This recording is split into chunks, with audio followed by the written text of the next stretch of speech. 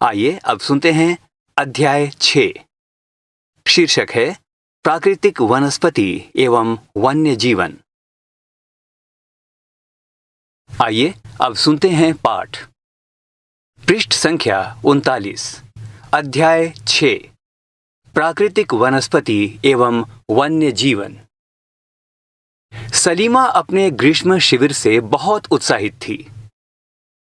अपने सहपाठियों के साथ वह हिमाचल प्रदेश में मनाली देखने गई थी।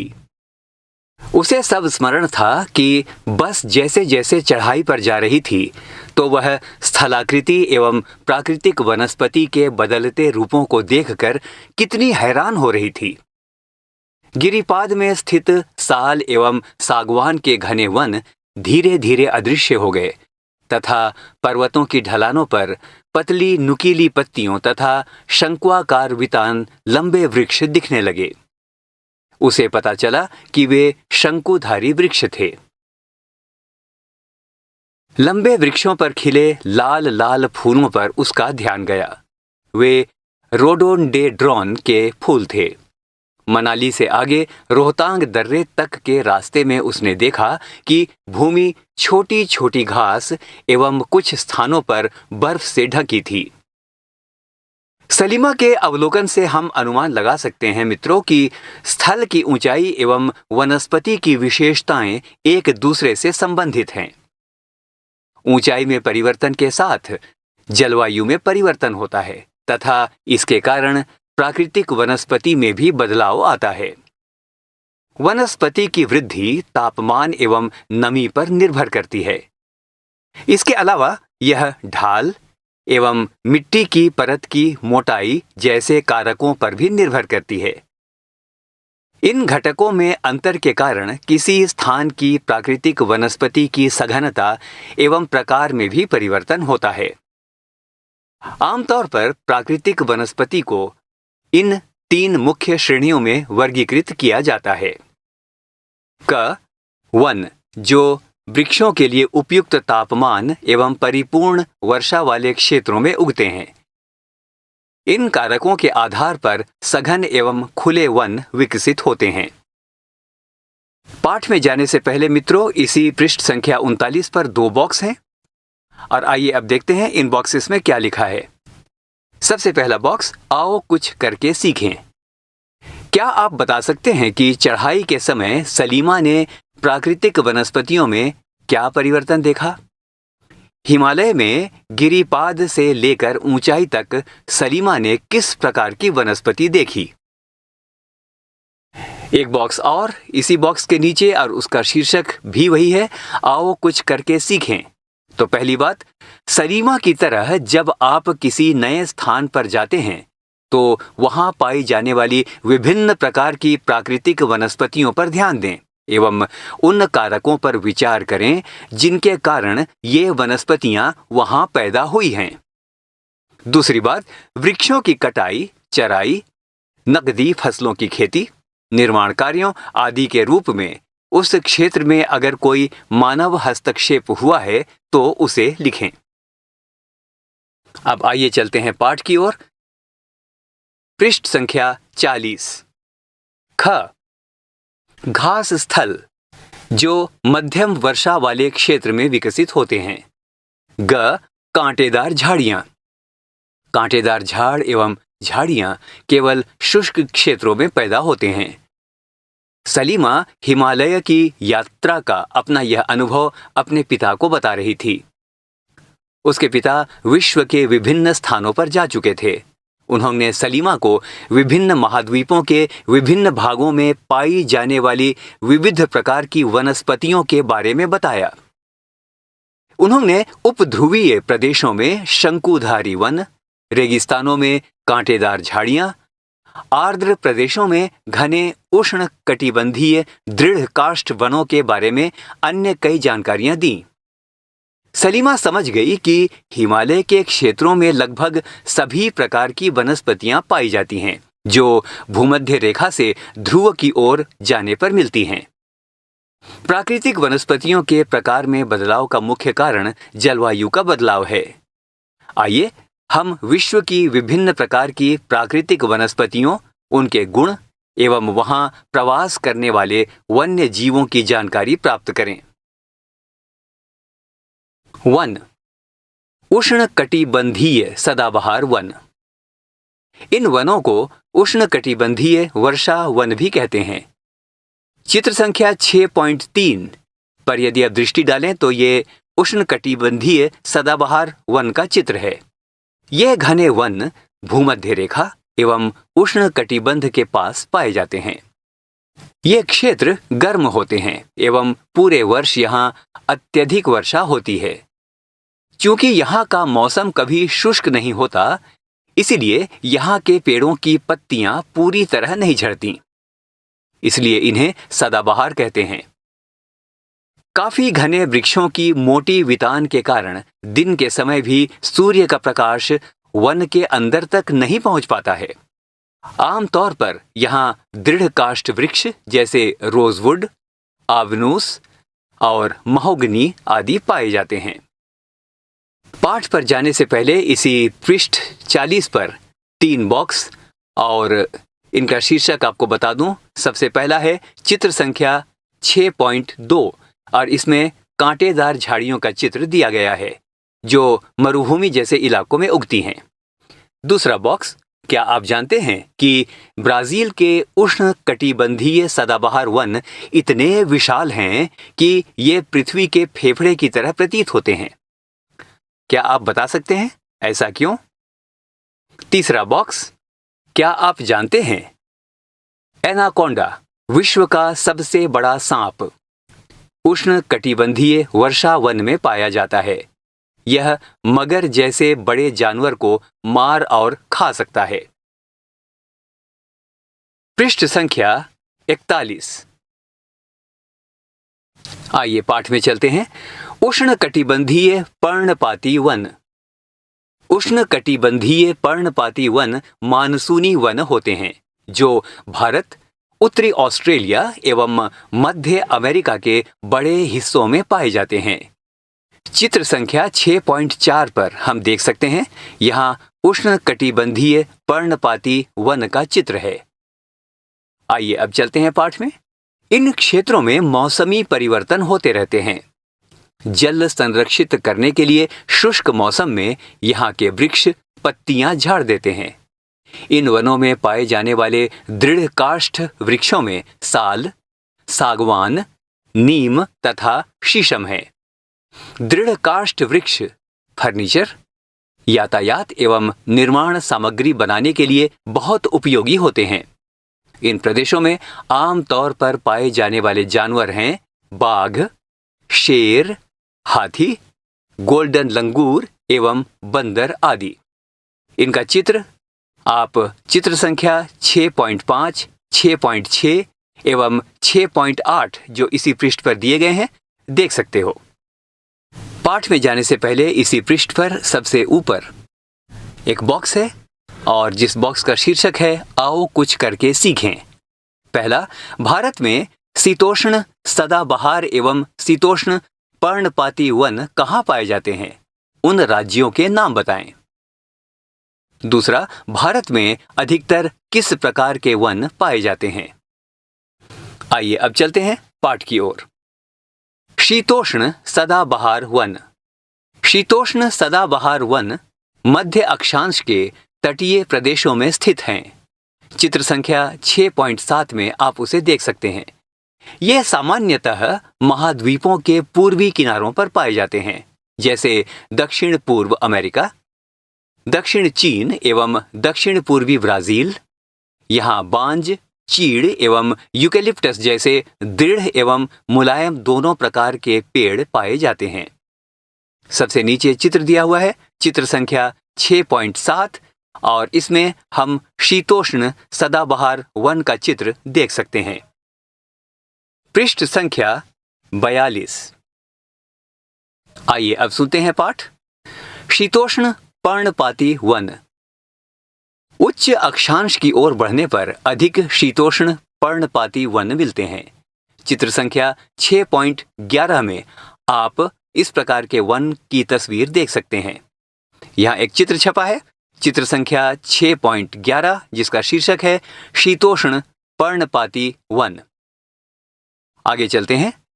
ये उत्तर पूर्वी अमेरिका, चीन, न्यूजीलैंड, चिली एवं पश्चिमी यूरोप के तटीय प्रदेशों में पाए जाते हैं। ये अपनी पत्तियां शुष्क मौसम में झाड़ देते हैं। यहाँ पाए जाने वाले पेड़ हैं बांज, ऐश, बीच आदि। हिरण, लोमड़ी, भेड़िए यहाँ के आम जानवर हैं। फिजेंट तथा मोनाल जैसे पक्षी भी यहाँ पाए जाते हैं, जिन्हें आप चित्र संख्या 6.9 एवं 6.10 में देख सकते हैं। चित्र संख्या 6.9 में फ्रिजेंट पक्षी का चित्र है, जबकि चित्र संख्या 6.10 में हम मोनाल पक्षी के चित्र को देख सकते हैं। अब पाठ। भूमध्य सागरीय वनस्पति। आप जान चुके हैं कि महाद्वीपों के पूर्व एवं उत्तर पूर्वी किनारों के अधिकांश भाग शीतोष्ण सदाबहार एवं पर्णपाती पेड़ों से ढके हैं। महाद्वीपों के पश्चिमी एवं दक्षिण पश्चिमी किनारे भिन्न हैं। यहाँ भूमध्य सागरीय वनस्पतियां पाई जाती हैं। चित्र संख्या 6.12 में आप देख सकते हैं और चित्र 6.12 में भूमध्य प्रदेश में अंगूर के बाग का चित्र है। यह अधिकतर यूरोप, अफ्रीका एवं एशिया के भूमध्य सागर के समीप वाले प्रदेशों में पाई जाती है, इसीलिए इसका यह नाम पड़ा। ये वनस्पतियां भूमध्य सागर के बाहरी प्रदेशों जैसे संयुक्त राज्य अमेरिका के कैलिफोर्निया, दक्षिण पश्चिमी अफ्रीका, दक्षिण पश्चिमी दक्षिण अमेरिका एवं दक्षिण पश्चिमी ऑस्ट्रेलिया में भी पाई जाती हैं। अब इसी पृष्ठ पर सबसे नीचे एक बॉक्स, और बॉक्स का शीर्षक है क्या आप जानते हैं कि भूमध्य सागरीय वृक्ष शुष्क ग्रीष्म ऋतु में स्वयं को ढाल लेते हैं। इनकी मोटी छाल एवं पत्तियां वाष्पोत्सर्जन को रोकती हैं। दूसरी बात, भूमध्य सागरीय प्रदेश को फलों की कृषि के कारण विश्व का फलोद्यान भी कहा जाता है। और अब पाठ अगले पृष्ठ पर। पृष्ठ संख्या 43। इन प्रदेशों में गर्म शुष्क ग्रीष्म एवं वर्षा वाली मृदु शीत ऋतुएं होती हैं। इन क्षेत्रों में आमतौर पर संतरा, अंजीर, जैतून एवं अंगूर जैसे नींबूवंश या सिट्रस के फल पैदा किए जाते हैं, क्योंकि लोगों ने अपनी इच्छानुसार कृषि करने के लिए यहाँ की प्राकृतिक वनस्पति को हटा दिया है। यहाँ वन्य जीवन कम है। शंकुधारी वन। उत्तरी गोलार्ध के उच्च अक्षांशों यानी 50 डिग्री से 70 डिग्री में भव्य शंकुधारी वन पाए जाते हैं। चित्र संख्या 6.13 क एवं ख आप देख सकते हैं, जिसमें इनका चित्र दिया गया है। इन्हें टैगा भी कहते हैं। ये वन अधिक ऊंचाइयों पर भी पाए जाते हैं। इन्हीं वृक्षों को सलीमा ने हिमालय में प्रचुर मात्रा में देखा था। ये लंबे नरम काष्ठ वाले सदाबहार वृक्ष होते हैं। इन वृक्षों के काष्ठ का उपयोग लुगदी बनाने के लिए किया जाता है, जो सामान्य तथा अखबारी कागज बनाने के काम आती है। नरम काष्ठ का उपयोग माचिस एवं पैकिंग के लिए बक्से बनाने के लिए भी किया जाता है। चीड़, देवदार आदि इन वनों के मुख्य पेड़ हैं। यहाँ सामान्यतः रजत लोमड़ी, मिंक, ध्रुवीय भालू जैसे जानवर पाए जाते हैं। अभी हमने चित्रों की चर्चा की थी। नीचे में वो दो चित्र हम देख सकते हैं। चित्र संख्या 6.13 क और इसमें शंकुधारी वन का चित्र है, और चित्र संख्या 6.13 ख इसमें हिमाच्छादित शंकु वन का चित्र है। इसी पृष्ठ पर पाठ पर चलने से पहले दो बॉक्स आइए सुनते हैं क्या लिखा है इन बॉक्सों में। आओ कुछ करके देखें। अपने आसपास नरम तथा दृढ़ काष्ठ से बनी वस्तुओं पर ध्यान दें। दूसरी बात, अपने बड़ों से अपने आसपास के वृक्षों के नाम पता करें। दूसरा बॉक्स, क्या आप जानते हैं रूसी भाषा में टैगा का अर्थ है शुद्ध या अनछुआ। अब आइए सुनते हैं पाठ। घास स्थल। उष्णकटिबंधीय घास स्थल। ये वन भूमध्य रेखा के किसी भी तरफ उग जाते हैं और भूमध्य रेखा के दोनों ओर से उष्णकटिबंध क्षेत्रों तक फैले हैं। चित्र संख्या 6.14 में उष्णकटिबंधीय घास स्थल का चित्र दिया गया है। यहाँ वनस्पति निम्न से मध्य वर्षा वाले क्षेत्रों में पैदा होती है। यह घास काफी ऊंची, लगभग 3 से 4 मीटर की ऊंचाई तक बढ़ सकती है। अफ्रीका का सवाना घास स्थल इसी प्रकार का है।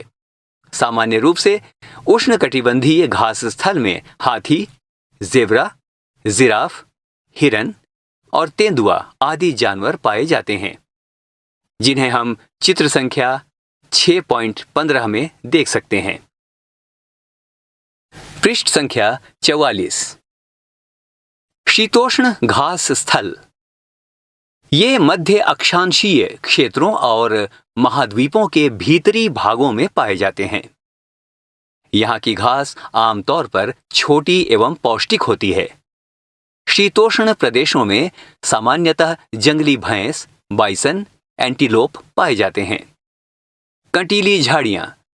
शुष्क रेगिस्तान जैसे प्रदेशों में ये पाई जाती हैं। उष्ण कटिबंधीय रेगिस्तान महाद्वीपों के पश्चिमी किनारों पर पाए जाते हैं। तीव्र गर्मी एवं बहुत कम वर्षा के कारण यहाँ वनस्पतियों की कमी रहती है। विश्व के मानचित्र पर रेगिस्तानी प्रदेश को चिन्हित करें। क्या आप भारत के बड़े रेगिस्तान का नाम बता सकते हैं? रेगिस्तान के कुछ जानवरों के नाम बताइए जिन्हें आप पहले जान चुके हैं। यदि आप ध्रुवीय प्रदेश में जाएंगे तो वह स्थान आपको अत्यधिक ठंडा मिलेगा। यहाँ बहुत ही सीमित प्राकृतिक वनस्पति मिलती है। यहाँ केवल काई, लाइकेन एवं छोटी झाड़ियां पाई जाती हैं।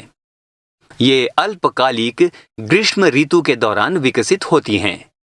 इसे टुंड्रा प्रकार की वनस्पति कहा जाता है। ये वनस्पतियां यूरोप, एशिया एवं उत्तरी अमेरिका के ध्रुवीय प्रदेशों में पाई जाती हैं। यहाँ के जानवरों के शरीर पर मोटा फर एवं मोटी चमड़ी होती है जो उन्हें ठंडी जलवायु में सुरक्षित रखते हैं। यहाँ पाए जाने वाले कुछ जानवर हैं सील, वालरस, कस्तूरी बैल, ध्रुवीय उल्लू, ध्रुवीय भालू और बर्फीली लोमड़ी, जिसे आप चित्र संख्या 6.16 में देख सकते हैं।